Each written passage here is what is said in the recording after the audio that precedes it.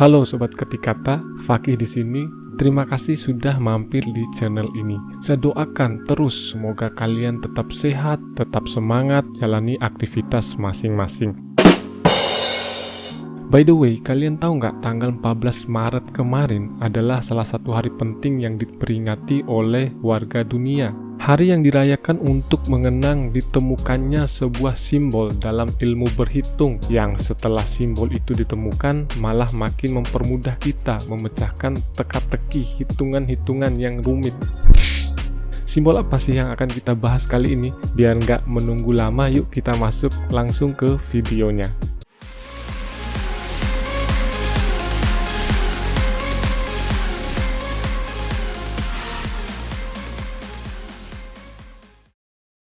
Ya, terima kasih teman-teman masih setia di depan laptop ataupun di depan smartphone teman-teman ya. Buat teman-teman yang nonton tapi belum subscribe, yuk silakan tekan tombol merah di bawah dan aktifkan tombol loncengnya ya, biar teman-teman bisa terus update kalau ada video baru dari kami. Terima kasih. Nah, kita lanjut ke pembahasannya teman-teman ya. Mungkin teman-teman sudah nggak asing dengan simbol pi, karena memang kita sudah diajarkan sejak zaman sekolah kita dulu. Walaupun saya sendiri bingung nih, sebenarnya kita belajar geometri itu biar diaplikasikan di mana sih dalam kehidupan kita sehari-hari? Ngitung-ngitung nggak jelas, pakai simbol-simbol pula. Tapi bukan berarti sekarang saya sudah nggak bingung lagi ya sama yang namanya hitung-hitungan geometri. Ya masih bingung lah, karena memang nggak hobi berhitung. Nah, kalau kita baca dari sejarahnya, sebutan pi ini diambil dari salah satu huruf Yunani, piwas, yang merupakan abjad Yunani ke-16. Padahal yang menemukannya ini bukan orang Yunani loh.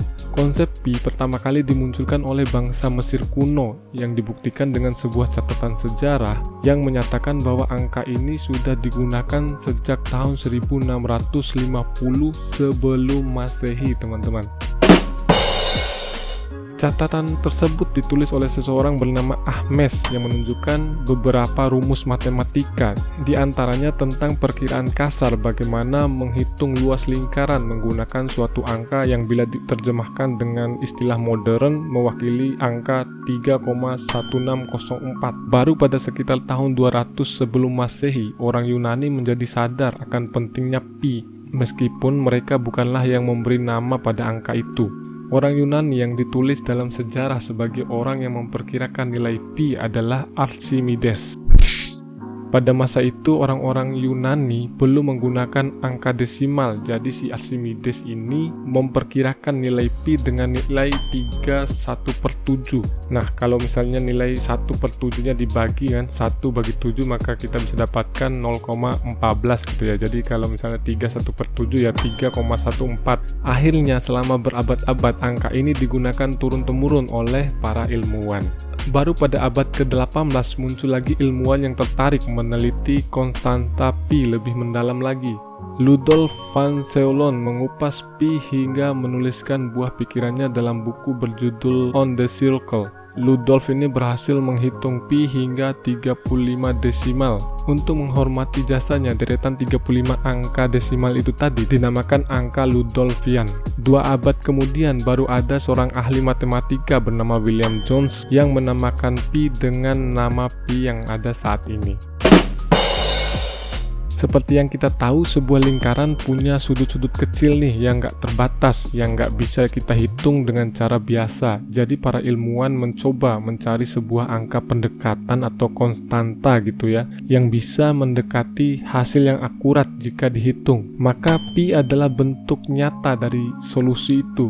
Pi merupakan rasio atau perbandingan antara keliling lingkaran dengan diameternya. Jadi nggak peduli berapapun ukuran lingkaran yang teman-teman bayangkan, jika kelilingnya dibagi dengan diameternya, maka hasilnya selalu sama dengan 3,14. Dengan jumlah desimal di belakang angka 4 itu lebih dari triliunan banyaknya, hampir tak terhingga gitu. Fakta ini tentu membuat angka 3,14 bukan hanya sebuah bilangan irasional, tapi juga sebuah konstanta yang berkaitan dengan pengukuran sebuah lingkaran. Penerapannya di kehidupan nyata akhirnya dapat digunakan pada beberapa konstruksi infrastruktur, seperti geometri jalan, bangunan monumental dengan bentangan lebar, sampai dengan bendungan dan jembatan. Perhitungan yang tepat menjadi aspek penentu kenyamanan dan keselamatan semua orang yang menggunakan infrastruktur tadi. Setelah ribuan tahun menjadi fenomena yang terus diperbincangkan para ilmuwan, gagasan untuk rutin memperingati P-Day muncul dari inisiatif seorang fisikawan bernama Larry Shaw. Dia menentukan tanggal 14 Maret setiap tahun sebagai P-Day sejak tahun 1988.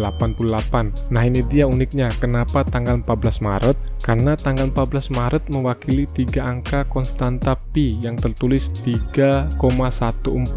Jadi di tahun 2021 ini P-Day sudah dirayakan selama 33 tahun. Karena format penulisan tanggal yang terbalik, jadi bulan duluan kemudian hari, jadi P-Day ini sangat populer di Amerika, tidak begitu familiar di negara lain.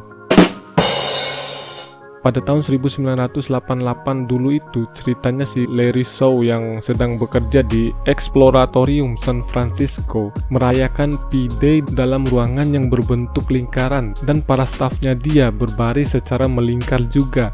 Mereka merayakan hari itu dengan memakan pai buah bersama.